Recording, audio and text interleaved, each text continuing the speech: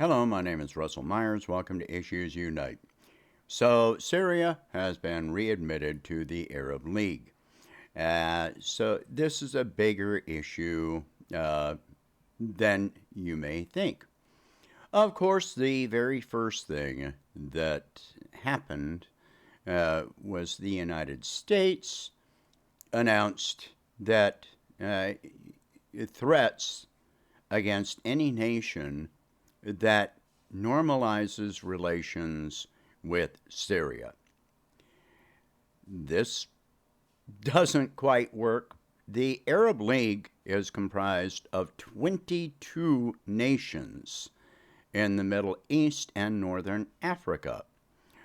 So you're threatening 21 nations that are normalizing relations with Syria. Plus, you're threatening Russia and China.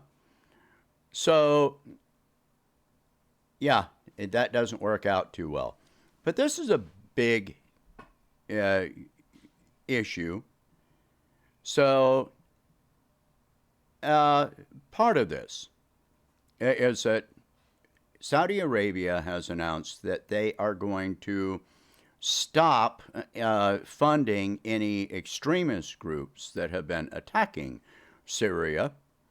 Uh, so, and Saudi Arabia also has, normalized relations with Iran, whom they were previously adversarial to. But as far as Saudi Arabia not funding the extremist groups in Syria, keep in mind that Russia has got forces in Syria and has had since, 2015, I believe. This means that the conflicts that have been raging across Syria with these extremist groups is going to die off. If they don't have money, they don't have weapons, they cannot fight, that means the fighting will diminish, if not stop. That means that there will be less need for Russian forces in Syria. That means those battle hardened, experienced soldiers and pilots from Syria will be able to return to Russia. This also means that Syrian forces can now turn their attention toward the conflict with Turkey. And there have been efforts, there have been rumblings of normalization of relations between Turkey and Syria. Plus, for several years now, Bashar al-Assad has been offering to hold peace talks with the Kurds in the northwest side of the country. So any peace talks will also include them. Now, China has been making huge efforts at hosting, mediating peace talks. So, for Iran, Yemen, Saudi Arabia, Syria, Iraq, etc., I expect that the next step that China is going to take is to moderate peace talks between Syria, Turkey, and the Kurds. And if those talks are successful, that means that virtually all of the armed conflicts in the Middle East have come to an end. What does that mean for America? Well, first of all, these countries are also engaging in diplomatic talks and economic talks to conduct trade for oil in yuan and native currencies. Remember that Gaddafi was suggesting a gold-backed dinar, the gold dinar, and that is why he was assassinated. And now that has now been replaced by normalization of trade in currencies other than the dollar.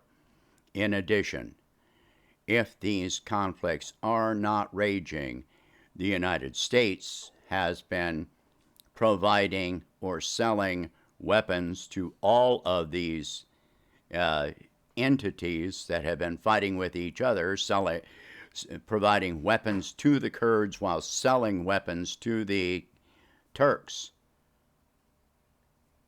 That means that the United States weapons industry is going to suffer a severe drop in sales because these countries won't need those weapons.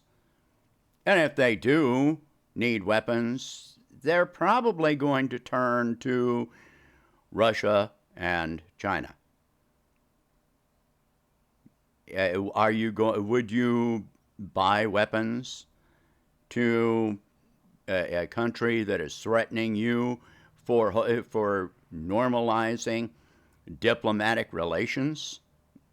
I don't think so. It seems unlikely. There's also the question of just trade in general. A number of these countries have been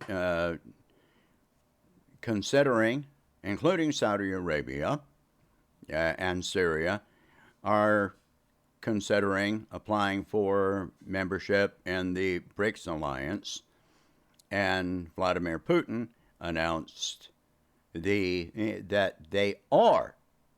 For the BRICS alliance is working on forming a currency. This is well in advance of what I had expected for that announcement to come out in August at the top-level meetings of the heads of state of the BRICS countries. So this has already been announced. So in August, it's not going to be a discussion of whether they're going to do it. They're going to get down into the nuts and bolts, the mechanics of doing this. So that BRICS currency is coming, and it's coming soon. A lot of people they have said that they think that this will take years. I don't think so. I think it will happen within the next year. It's going to happen a lot faster than people realize. These countries, I mean, look at China's history and Russia's history. They know how to form a currency. They know how to conduct trade. It's not that hard to form a common currency for trade between countries and to form a conversion between them. It's not that difficult. If you've ever traveled to another country, you know that you can walk up to a bank teller and hand them dollars and get euros, or back in my time, Deutschmarks. Go to another country, you get yuan. This happens within seconds that they make this conversion. It's not that hard to do. And to do this on an international scale with all the banks and financial institutions and governments involved, yeah, they can absolutely set a particular value, a floating value between these currencies based on one currency for trade. That's not that hard to do. It won't even be a physical currency. It will be electronic. So the calculations happen in milliseconds. So while all these countries are forming all these alliances and agreements, diplomatic arrangements, yeah, you've got BRICS, you've got the Shanghai Cooperation Organization, ASEAN, the Arab League. All of these countries are forming peaceful alliances and trade agreements, while the United States government is threatening all of these countries with sanctions. Those sanctions have lost their power. They've lost their ability to threaten these countries because they are trading with one another. What is very likely to happen is that the United States is going to wind up being excluded from from trade with these countries. These countries are looking at what has happened with Russia and China, all the tariffs and the sanctions on China.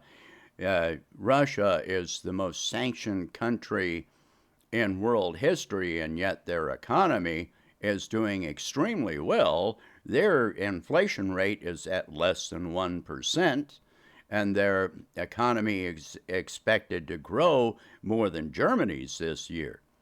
So, and the projections keep on rising instead of falling. So, all of the sanctions have absolutely failed. They can keep on. I mean, part of the sanctions against Russia in one of the last packet of sanctions from the EU included what? Toilet paper, bidets. What are you going to sanction? How is it? There's no threat there. It holds no water. It does no. These countries are just laughing at these sanctions at this point. So the United States cannot threaten these countries with sanctions anymore. We're not going to sell you weapons. Well, we made peace agreements. We don't need the weapons. We're not going to do trade with you. Well, we're selling to China. We're selling between each other. There is no threat here. So Syria is in the middle of the Middle East. You normalize relations with Syria and Saudi Arabia and Iran, the most powerful players in the Middle East. What threats can the United States hold against them? We do not have the military power to continue with what we have been doing for over 20 years now. All of the militaristic threats don't really hold any water either. So the indications of Syria being readmitted to the Arab League are a lot bigger than most people are giving it credit for.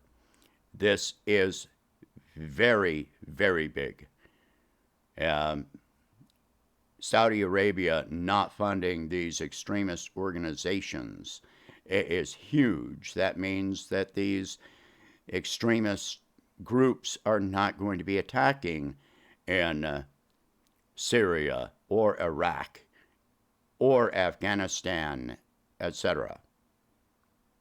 And meanwhile, as I said, Syrian forces can now turn their attention toward the conflict with Turkey, but also they can turn their attention toward the U.S. forces that are in their country illegally and stealing their resources, oil, wheat, food, all of these things. They can turn their attention toward that.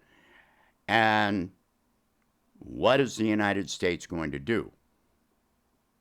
Oh, well, our forces were attacked.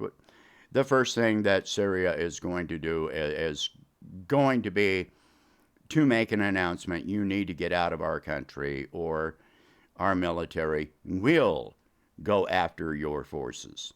And relatively, our forces, what are our forces going to do? Because for the most part, they've been aligning with the extremists.